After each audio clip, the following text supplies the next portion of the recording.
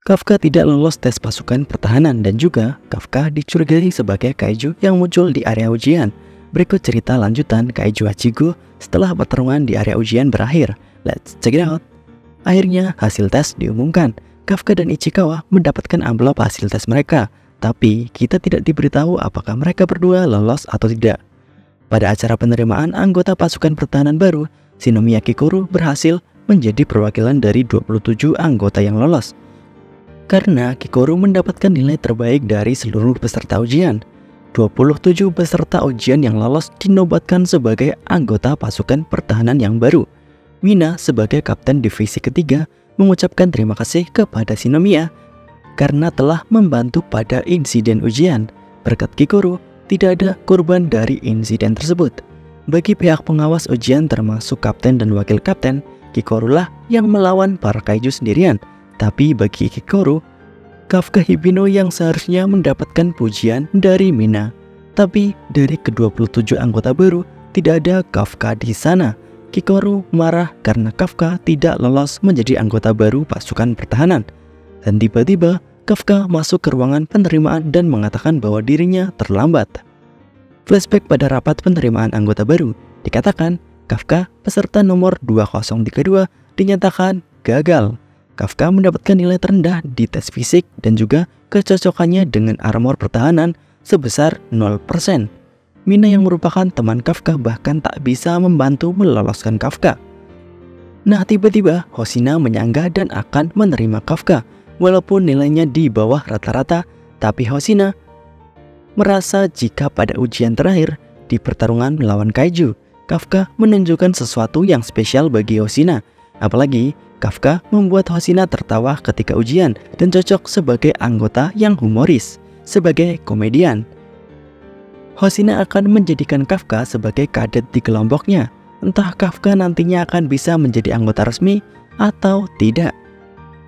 Kembali ke upacara penerimaan, Mina sengaja tidak memberi izin Kafka untuk masuk ke acara sampai penerimaan selesai. Dan Kafka memang baru masuk ketika proses penerimaan telah selesai. Kecuali pidato terakhir dari Mina. Mina berpidato mengenai pertarungan melawan kaiju yang sangat berbahaya dan Mina membutuhkan bantuan dari para anggota baru. Ketika Mina masih berpidato, Kafka tanpa sengaja mengeluarkan isi pikirannya, yaitu mengenai impiannya bersama Mina. Kafka mengatakan dengan keras jika tak lama lagi Kafka akan bertarung bersama di samping Mina. Semuanya kaget mendengar perkataan dari Kafka. Mina kemudian menyuruh Kafka untuk push up 100 kali sebagai hukuman karena berbicara tanpa izin dan tidak menghormati atasan yang sedang berpidato. Mina kemudian keluar dari ruangan melewati Hoshina yang tertawa berkat komedian Kafka. Hoshina melihat ekspresi dari Mina yang keluar dari ruangan. Terlihat Mina keluar ruangan sambil tersenyum. Tapi Hoshina tidak terlalu memikirkan hal itu. Yang ada di pikiran Hoshina saat ini adalah mengenai munculnya fortitude level 9,8 bersamaan dengan salah satu sensor alat vital peserta ujian yang juga menghilang, yaitu Kafka Hibino. Kafka dicurigai oleh Soshiro Hoshina sebagai kaiju yang muncul sebelumnya. Kemudian time skip 2 bulan sejak penerimaan anggota baru. Masih dalam tempat latihan, diketahui sekarang Ichikawa Reno memiliki kecocokan dengan pakaian sebesar 18%. Bagi Hoshina cukup mengerikan karena sebelumnya Ichikawa hanya memiliki tingkat kecocokan sebesar 8%.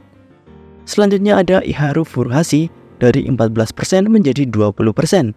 Lalu ada Shinomiya Kikoru dari 46% menjadi 55%. Dari anggota-anggota ini tetap saja yang paling besar pertumbuhannya adalah Ichikawa Reno. Sedangkan untuk Kafka Hibino, Kafka meningkatkan kecocokannya dari 0% menjadi 1%. Setelah berlatih selama 2 bulan lebih, akhirnya misi pertama dari Kafka akan dimulai. Pada malam hari setelah berlatih, ketika Kafka sedang mengobrol dengan Hoshina, suara alarm munculnya kaiju dibunyikan. Kaiju yang diperkirakan memiliki panjang 150 meter, tipe Chogata Kaiju.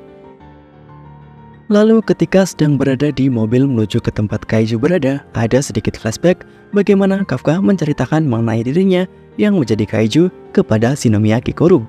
Kafka mengatakan jika dirinya juga merasa ingin menceritakan kejadian ini kepada pasukan pertahanan. Tapi menurut Kikoru itu adalah ide yang buruk, karena jika pihak pasukan pertahanan tahu Kafka akan dijadikan bahan eksperimen dan karir Kafka sebagai pasukan pertahanan juga akan berakhir. Ditambah lagi, kaiju yang memiliki kode nama seperti Kafka akan dijadikan sebagai senjata khusus. Kemungkinan terburuknya, Kafka akan dijadikan sebagai armor dan senjata untuk orang lain. Kafka kemudian menangis dan meminta Kikoru untuk tidak membongkar rahasia Kafka. Kikoru tidak akan membuka mulut, tapi jika Kafka akan menjadi kaiju yang membahayakan manusia, Kikoru akan membunuh Kafka. Kafka tersenyum dan mengandalkan Kikoru jika hal itu terjadi. Sedangkan Ichikawa sangat syok dan bisa dibilang tidak percaya jika kemungkinan tersebut akan terjadi. Kembali ke perjalanan menuju tempat kaiju, Kafka terlihat sangat tegang dan muntah di mobil. Sesampainya di tempat kaiju, kaiju kali ini terlihat seperti jamur besar di atas kota. Dalam operasi pemusnahan kaiju jamur terbagi menjadi beberapa kelompok. Ada kelompok Hoshina, kelompok Ikaruga, dan Nakanoshima. 3 kelompok ini berpencar dan akan mengalahkan kaiju susulan yang berupa kaiju yang diciptakan oleh kaiju utama. Sebelum akhirnya kaiju utama akan dilawan oleh Kapten Minakashiro. Pada pertarungan pertama Kafka yang maju terlalu depan terlempar begitu saja oleh kaiju. Sedangkan Kikoru langsung menembak beberapa area yang kemungkinan menjadi titik vital kaiju dan berhasil mengalahkan kaiju sendirian. Furuhashi dan para anggota lain juga berhasil mengalahkan satu kaiju lainnya. Sedangkan Ichikawa berhasil membunuh satu kaiju sendirian seperti halnya Kikoru. Ichikawa mengganti peluru dari peluru ledak ke peluru pembeku dan efeknya sangat efektif terhadap kaiju jamur ini. Furuhashi merinding melihat Ichikawa yang menjadi sangat kuat. Sedangkan Ichikawa merasa masih belum cukup kuat. Ichikawa merasa harus bisa menjadi lebih kuat lagi agar Kafka Hibino tak perlu sampai berubah menjadi kaiju untuk menolong orang lain seperti sebelum-sebelumnya. Di tempat kelompok Nakanoshima, anggota baru lainnya yaitu Haruichi Izumo dan Aoi Kaguragi juga bekerja melebihi ekspektasi. Sedangkan Kafka sendiri yang masih belum melakukan apapun.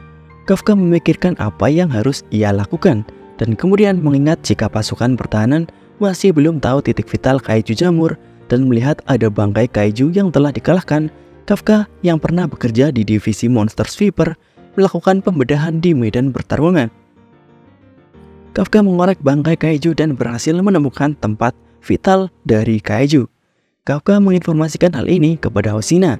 Tidak hanya itu, Kafka menemukan jika kaiju-kaiju kecil juga memiliki organ perkembangbiakan dan bisa mengeluarkan kaiju susulan. Hoshina mengapresiasi kerja Kafka dan langsung mengumumkan mengenai informasi baru dari Kafka. Kafka merasa senang dan memikirkan jika dirinya suatu saat nanti pasti akan bisa bertarung di sisi Minakashiro. Seketika di tempat yang jauh, suara keras mengaung dari atas gedung. Suara dari cannon milik Minakashiro telah dilancarkan. Setengah badan dari Chogata Kaiju berhasil dihancurkan dari satu kali serangan cannon dari Minakashiro. Jarak antara kekuatan Kafka dan Minakashiro benar-benar sangat jauh. Dengan ini kaiju memang telah berhasil dikalahkan, namun akan ada kaiju susulan yang akan bermunculan. Apakah Kafka bisa bertahan di pertarungan lanjutan tanpa berubah menjadi kaiju? Mungkin itu saja pembahasan cerita kaiju Hachiko kali ini. Bagaimana menurut kalian? Selama 2 bulan latihan ini, siapa yang akan menjadi sangat kuat? Tuliskan pendapat kalian di kolom komentar. Bye-bye.